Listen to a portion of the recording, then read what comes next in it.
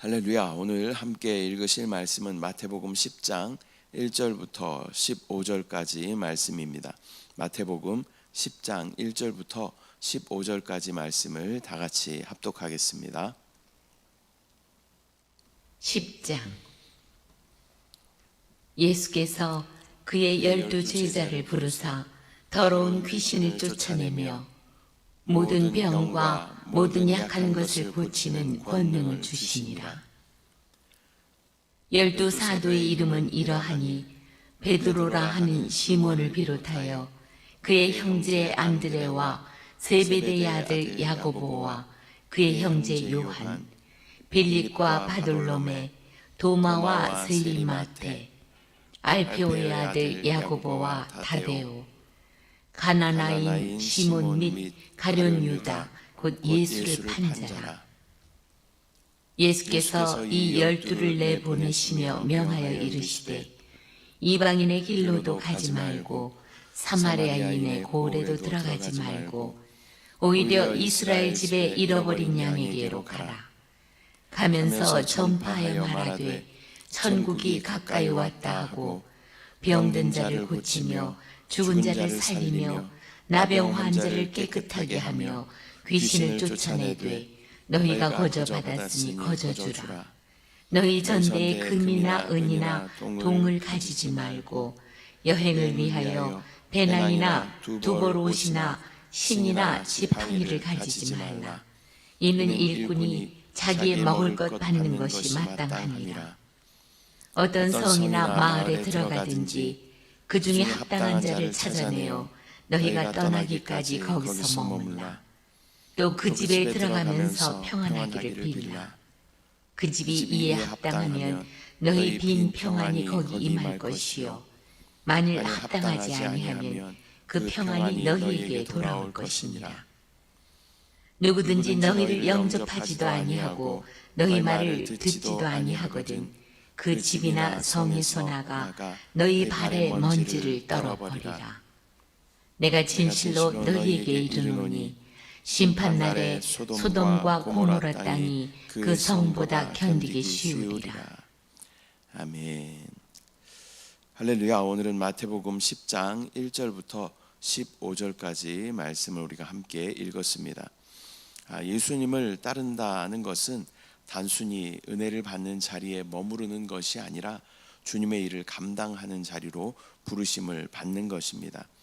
예수님은 제자들을 부르실 때 그들에게 복음을 맡기셨고 또한 권세와 능력을 함께 주셨습니다. 오늘 본문은 제자들이 세상 속에서 어떤 사명과 태도를 가져야 하는지를 우리에게 구체적으로 보여주고 있습니다. 우리 또한 주님의 제자라면 이 말씀을 따라서 권세 있는 사역자요 또 겸손한 종으로 살아가야 할 줄 믿습니다. 먼저 1절. 예수께서 그의 12제자를 부르사 더러운 귀신을 쫓아내며 모든 병과 모든 약한 것을 고치는 권능을 주시니라. 예수님은 12제자를 부르셔서 더러운 귀신을 쫓아내고 또 병든 자를 고치는 그러한 권세를 주십니다. 제자가 된다라는 것은 단순히 배우는 자리에 머무르는 것이 아니라 주님의 권세를 위임받아서 세상 가운데 나아가는 것입니다. 권세는 제자 스스로의 능력이 아니라 예수님께서 위임하여 주시는 은혜다라는 것을 우리가 믿음으로 바라보며 주님의 권세를 가지고 세상으로 나아가야 할 줄 믿습니다. 2절부터 4절까지. 12사도의 이름은 이러하니 베드로라 하는 시몬을 비롯하여 그의 형제 안드레와 세베대의 아들 야고보와 그의 형제 요한, 빌립과 바돌로메, 도마와 세리마테, 알페오의 아들 야고보와 다데오, 가나나인 시몬 및 가룟 유다 곧 예수를 판 자라. 12제자의 이름이 이렇게 열거되고 있습니다. 제자들의 명단은 다양한 배경을 가진 사람들로 이루어져 있습니다. 갈릴리 어부 출신도 있고 또 세리도 있고 또 열심 당원도 있습니다. 사회적으로나 신앙적으로 차이가 큰 이들을 함께 제자로 부르셨습니다. 이것은 교회의 본질을 보여주는 것이죠. 주님은 다양한 사람들을 부르셔서 한 몸 된 공동체로 또 유기체로 사용하신다라는 것을 우리는 기억해야 할 줄 믿습니다. 5절 예수께서 이 12를 내보내시며 명하여 이르시되 이방인의 길로도 가지 말고 사마리아인의 고을에도 들어가지 말고. 예수님은 처음에는 이방인의 길로 가지 말고 사마리아인의 마을에도 들어가지 말라라고 명하십니다. 이것은 배타적인 그러한 명령이 아니라 사역의 우선순위를 말씀하시는 것입니다. 먼저 이스라엘 백성에게 복음을 전해야 했고 또 이후에는 온 세계로 그것이 확장될 것입니다. 예수님께서 사도행전에서 마지막으로 하신 말씀도 그러한 말씀이죠.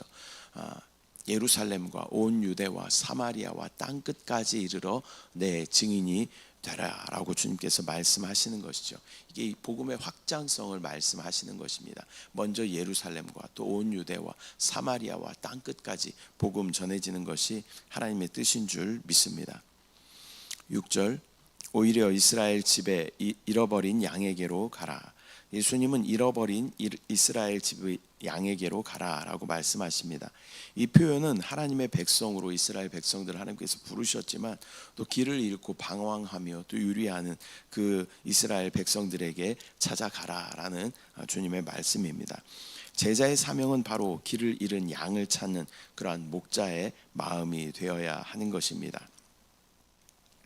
7절 가면서 전파하여 말하되 천국이 가까이 왔다 하고.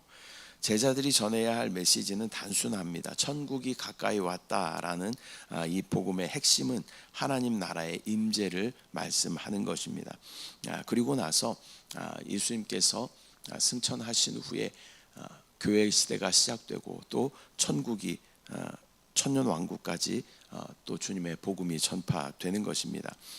복음 전파는 사람을 설득하는 그러한 스킬이 아니라 하나님 나라가 예수 그리스도 안에서 시작되었음을 선포하는 것입니다. 8절 말씀 병든 자를 고치며 죽은 자를 살리며 나병 환자를 깨끗하게 하며 귀신을 쫓아내되 너희가 거저 받았으니 거저 주라. 예수님은 병든 자를 고치고 죽은 자를 살리며 나병 환자를 깨끗하게 하고 귀신을 쫓아내라라고 명하십니다. 이 병든 자라는 것은 또 육신이 병든 자를 포함하여 또 마음이 병든 자들을 말씀하시는 것이죠. 또 죽은 자를 살리며라는 것은 진짜 죽은 자를 살리기도 하겠지만 영적으로 죽은 자들을 찾아 살려내는 것이 우리의 사명인 것입니다. 나병 환자라는 것은 독립되고 분리된 그러한 것을 의미하는 것이죠. 하나님께로 떨어져 나간 독립되고 분리된 자들을 찾아 다시 회복시키는, 또 귀신을 쫓아내라라고 말씀하십니다. 많은 사람들이 귀신 들림으로 말미암아 하나님께로 나아가지 못하는 그러한 시대를 우리가 살아가고 있습니다. 이런 자들을 찾아내어서 예수 그리스도의 복음으로 그들을 치유하고 회복시키는 것이 제자인 저와 여러분들의 사명인 줄 믿습니다. 이것은 단순한 기적 행위가 아니라 하나님 나라가 임할 때 나타나는 그러한 표징들입니다. 또한 거저 받았으니 거저 주라라고 말씀하심으로 사역은 어떠한 대가를 바라는 것이 아니라 은혜로 베푸는 것임을 말씀하여 주십니다. 9절 10절 말씀 너희 전대에 금이나 은이나 동을 가지지 말고 여행을 위하여 배낭이나 두벌 옷이나 신이나 지팡이를 가지지 말라. 이는 일꾼이 자기의 먹을 것 받는 것이 마땅함이라. 예수님은 제자들에게 전대나 두벌 옷, 전대는 돈주머니죠. 두벌 옷 또 신이나 지팡이를 가지지 말라라고 말씀하십니다. 이것은 사역자의 태도를 가르치는 그러한 말씀이죠. 사역은 물질적인 준비보다 하나님의 공급하심을 신뢰하는 데서 시작된다라는 것을 우리는 꼭 기억해야 할 줄 믿습니다. 또한 일꾼들은 먹을 것을 받을 그러한 자격이 있다라고 말씀하십니다. 즉 하나님은 사역자를 통해서 일하시지만 동시에 그들의 필요를 채워주시는 분이시다라는 것을 우리는 반드시 기억하고 믿음으로 반응해야 할 줄 믿습니다. 11절 어떤 성이나 마을에 들어가든지 그 중에 합당한 자를 찾아내어 너희가 떠나기까지 거기서 머물라. 예수님은 어느 성이나 마을에 들어가든 그곳에서 합당한 자를 찾아 머물라라고 말씀하십니다. 이것은 복음 사역이 무질서하거나 무차별한 것이 아니라 하나님의 예비된 사람을 통해서 확장된다라는 것을 원리적으로 보여주는 그러한 말씀입니다.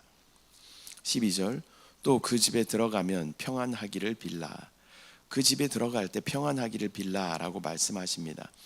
복음은 단순한 지식이 아니라 하나님의 평강을 전하는 것입니다.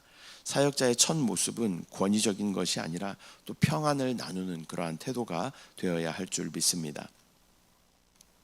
13절, 그 집이 이에 합당하면 너희 빈 평안이 거기 임할 것이요 만일 합당하지 아니하면 그 평안이 너희에게 돌아올 것이니라. 그 집이 합당하면 그 평안이 그들 가운데 임할 것이지만 합당하지 않으면 그 평안이 나에게 되돌아올 것이다 라고 말씀하고 있습니다. 이것은 사역자가 억지로 설득하거나 강요할 필요가 없다라는 것을 우리 가운데 보여주는 말씀입니다. 복음은 열려있는 자들에게는 열리고 또 닫힌 자에게는 지나간다라는 것을 우리는 기억해야 합니다. 다만 우리의 사명은 그 복음을 전하는 것입니다. 왜냐하면 열린 자들이 반드시 있기 때문인 것입니다. 14절, 누구든지 너희를 영접하지도 아니하고 너희 말을 듣지도 아니하거든 그 집이나 성에서 나가 너희 발에 먼지를 떨어버리라.